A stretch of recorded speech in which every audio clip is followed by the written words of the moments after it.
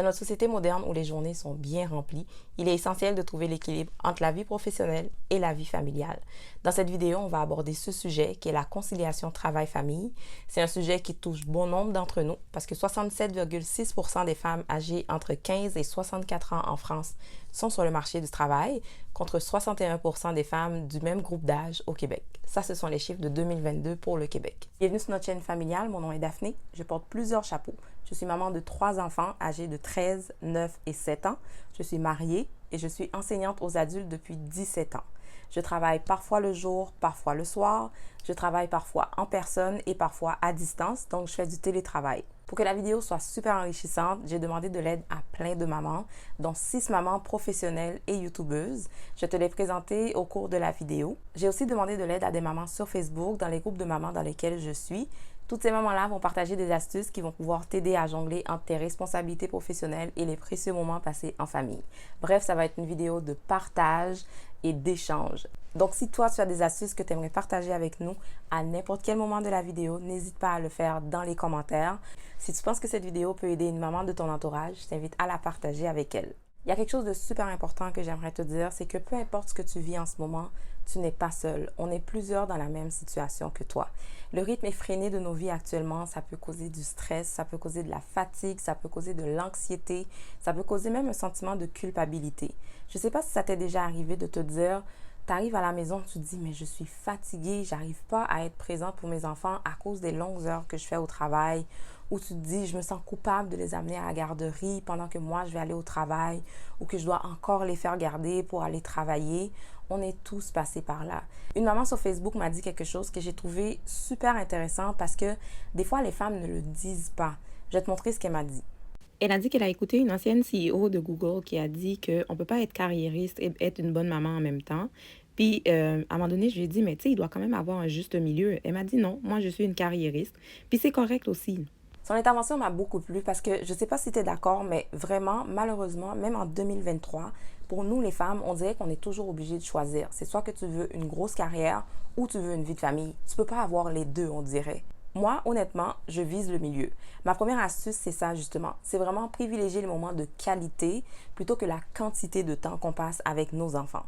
Je privilégie par exemple les rituels qu'on a au quotidien, par exemple les petits moments qu'on passe le soir avant le dodo. Ici, on aime beaucoup cuisiner, donc je profite de toutes les occasions que j'ai pour pouvoir faire la cuisine avec mes enfants. On joue à des jeux de société, on va se promener, on fait des choses qui nous permettent de vraiment comme créer un lien familial qui est fort. Pas nécessairement être là tout le temps au quotidien, mais vraiment les moments qu'on passe, je m'assure d'être vraiment présente. Tu sais, je suis là pour de vrai, je participe vraiment avec eux, je suis là et je profite du moment présent avec mes enfants.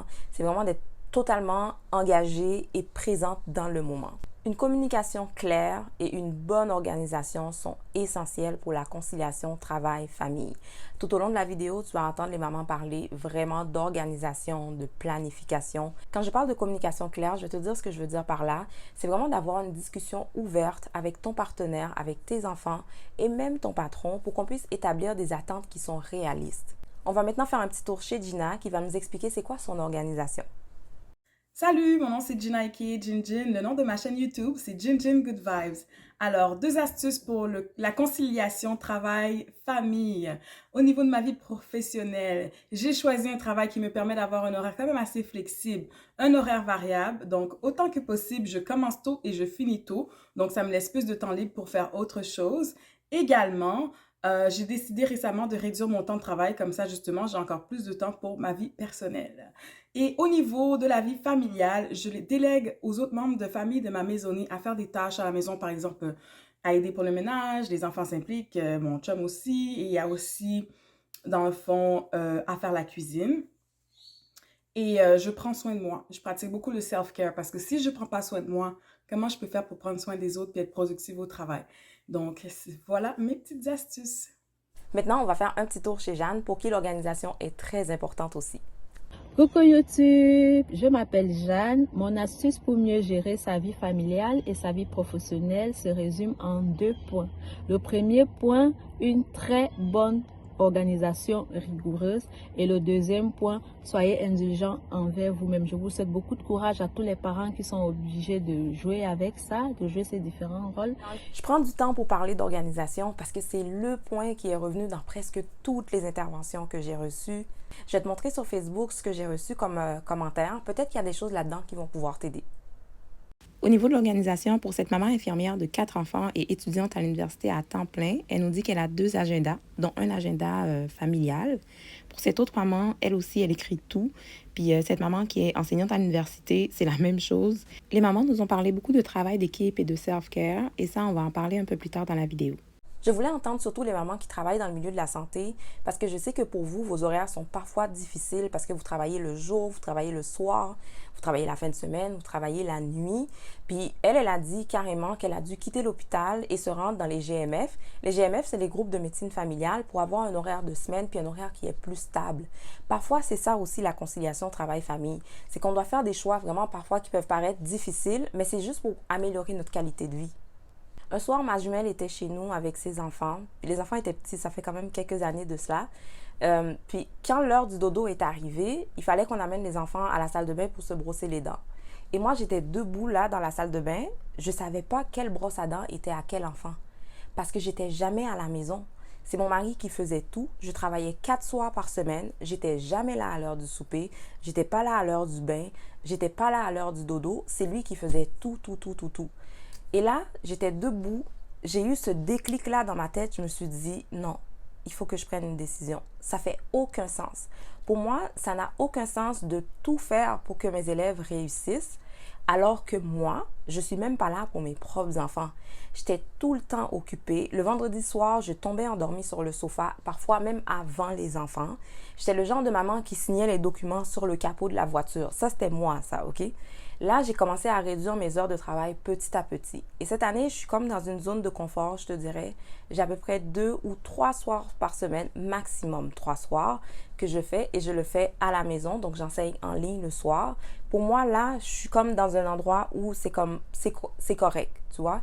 Parlant de télétravail, on va aller chez Derby parce que Derby a quelque chose de super important à dire pour les mamans qui font du télétravail.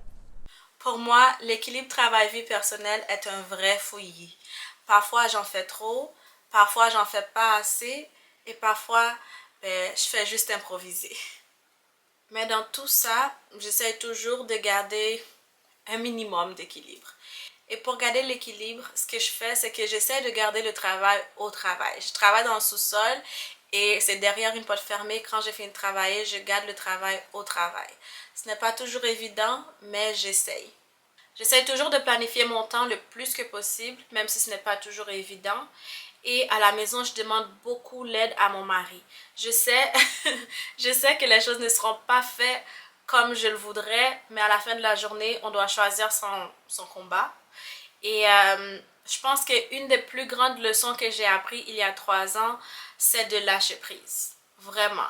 Lâche prise, choisis ton combat, priorise les choses qui sont vraiment le plus important et ferme tes yeux et respire. Laisser le travail au travail. C'est pas toujours facile, hein? Ça, je te l'accorde. Je te l'accorde, c'est pas facile du tout. Surtout dans certains domaines où même après le travail, ça continue à ruminer un peu dans ta tête. Mais je t'assure, arrête, OK?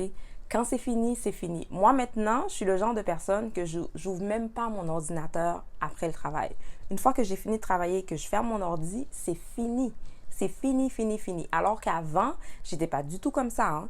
Il m'a fallu des années d'expérience, quasiment presque un burn-out, pour que je trace cette ligne-là entre ma vie privée et ma vie professionnelle. Derby a mentionné aussi un point qui est super important et qui est revenu sur Facebook, c'est vraiment le lâcher prise. Ça, je sais que ça va être un défi pour plusieurs d'entre nous parce qu'on est souvent, je sais pas, on pense souvent qu'on est les seuls qui savons faire les choses puis que ça doit se faire comme on veut. On est parfois un peu contrôlante, hein, c'est ça? Je sais pas si tu veux l'admettre, moi je l'admets là. J'étais contrôlante, là je ne le suis plus là, mais j'ai vraiment appris à lâcher prise. Il n'y a personne qui va faire les choses comme toi, ok? Laisse aller les choses. Tu n'as pas besoin de tout contrôler parce que la ligne entre être contrôlante et le burn-out est mince comme tu n'as même pas idée. Donc, ce n'est pas un service du tout que tu te rends en étant trop contrôlante. Alors, Comme elle a dit, on respire, OK? On respire, on laisse aller les choses. Elle a aussi mentionné quelque chose que je trouve super intéressant, c'est de prioriser tes tâches. Moi, je suis une fille de liste dans la vie. Je fais des listes pour tout. Mais attention, faire une liste, ça ne doit pas devenir une source d'anxiété, OK? Parce que des fois, il y a des gens qui pensent que tout ce qui est sur leur liste, ils doivent le faire. Mais c'est pas vrai. Tu peux faire tes listes de façon à ce que tu vas avec qu'est-ce qui est essentiel, qu'est-ce qui peut être reporté et qu'est-ce qui peut être délégué. Parlant de délégué, plusieurs mamans l'ont déjà mentionné, le travail d'équipe joue un rôle essentiel dans la conciliation travail-famille. Allons chez Inou qui va nous expliquer comment ça se passe chez elle. Alors pour moi, les 2 astuces que j'ai pour, on va dire, avoir une bonne jonction entre la vie de famille et la vie professionnelle, déjà dans un premier temps, c'est essayer de faire le maximum de choses le week-end pour gagner du temps dans la semaine. Et la deuxième astuce, c'est que je pars du principe qu'une famille, c'est une équipe, donc tout le monde doit mettre la main à la pâte. Que ce soit du plus âgé au plus petit, chacun a ses tâches ménagères, donc ça permet d'une part de gagner du temps et on va dire de se dégager un peu plus de temps pour la vie de famille. J'espère que ça vous aura aidé. Moi, je dis toujours que la vie de famille, c'est un travail d'équipe. Tout ne peut pas reposer sur tes épaules seulement. Si tu n'es pas nouveau ou si tu n'es pas nouvelle ici, tu sais qu'ici, on travaille toujours en équipe, on fait tout en équipe. Sans cette équipe-là, je ne sais pas comment je pourrais faire. D'ailleurs, si c'est la première fois que tu passes par ici, je te souhaite la bienvenue. Comme j'ai dit tantôt, mon nom est Daphné, je suis maman de 3 enfants, on vit au Canada. On a du contenu quand même assez varié autour de la vie de famille et ma vie de maman. Je t'invite à aller faire un petit tour sur la chaîne avant de t'abonner, juste pour être sûr que notre contenu te plaît. Si ça te plaît, bien évidemment, je serais très heureuse de t'avoir parmi nous comme abonné. Assure-toi d'activer la petite cloche de notification, comme ça tu ne vas pas rater nos prochaines publications. Si jamais tu regardes tout ça et que tu te dis, moi dans ma vie, c'est du gros n'importe quoi, ça ressemble pas du tout à ça, ma conciliation travail-famille, laisse-moi juste te dire que probablement que tu es trop sévère avec toi-même parce que je suis sûre que tu en fais beaucoup plus que tu penses. Je vais te faire écouter Neftali. Bonjour à tous et à toutes. Donc, je suis Miss Nefi. J'ai une chaîne sur YouTube qui s'appelle Miss Nefi. Pour ma part, comment je fais moi pour gérer la vie de famille et la vie professionnelle, c'est que pour de vrai, j'ai pas de truc. J'essaie d'installer une routine et souvent, j'y vais au jour le jour. Par exemple, j'essaie de préparer les repas de la semaine pour mon fils en avance parce que je sais qu'il est plus ou moins difficile par rapport à la nourriture. Donc, j'essaie de préparer des trucs que je sais qu'il va manger et qu'il va aimer. Donc, ça, c'est un des trucs que j'ai développé. Sinon, dans ma situation, j'ai mon mari qui m'aide énormément, bien sûr. On est 2 là-dedans. Et aussi, on a toujours notre famille. Et comme on dit, ça prend un village pour élever un enfant. Mais tout ça pour dire que, pour être honnête, il n'y a pas de solution miracle. On y va avec le feeling, puis on essaie de savoir ce qui est le mieux pour eux. C'est pas pour rien que j'ai choisi ces femmes-là pour partager leur expérience avec nous, parce que je voulais des femmes d'abord qui ont de l'expérience sur le marché du travail, mais je voulais aussi sortir de cette espèce de discours arriéré parfois qu'on entend dans certains groupes ou sur certaines chaînes YouTube où les gens te disent que c'est ça le rôle de la femme, c'est ça le rôle de l'homme. Je voulais vraiment des femmes qui ont une vision moderne du rôle de la femme et du rôle de l'homme, que tu dois prendre soin de ta maison, quitte à ce que tu en crèves. Mais en réalité, c'est pas du tout ça. Tu vois, j'avais vu un commentaire dans une vidéo que je regardais en anglais. La dame disait c'est bien de voir la réalité d'une maman qui travaille parce que cette réalité-là n'est pas souvent représentée. Puis, pour de vrai, entendons-nous, là, la réalité d'une maman au travail et la réalité d'une maman au foyer ne sont pas du tout les mêmes. Puis ça, je trouve que c'est important de montrer du vrai monde, qui ne sont pas là pour te faire rêver, qui te mettent pas de pression non plus. Je voulais vraiment des gens qui soient là pour partager des vraies affaires avec nous. Parlant de la vraie vie, j'ai gardé l'intervention de Marilyn en dernier parce que Marilyn est une ancienne enseignante et une ancienne directrice d'école. Ici, il n'est pas question d'être une mère parfaite, OK? Mais plutôt de donner le meilleur de nous-mêmes à nos enfants tout en étant sur le marché du travail. Je vais te faire écouter qu'est-ce qu'elle a à dire. Salut, mon nom c'est Marilyn, ma chaîne c'est Emeline Cuisine. Pour répondre à la question qui m'a été posée, comment concilier le travail et la vie de famille, alors ça m'a fait un petit peu rire parce que ça fait 9 ans que je suis à la retraite et que ma fille, elle est adulte. Donc, aussi loin que je me souvienne, j'étais plutôt en train de lui dire, dépêche-toi, on va être en retard, as-tu fait tes devoirs, etc.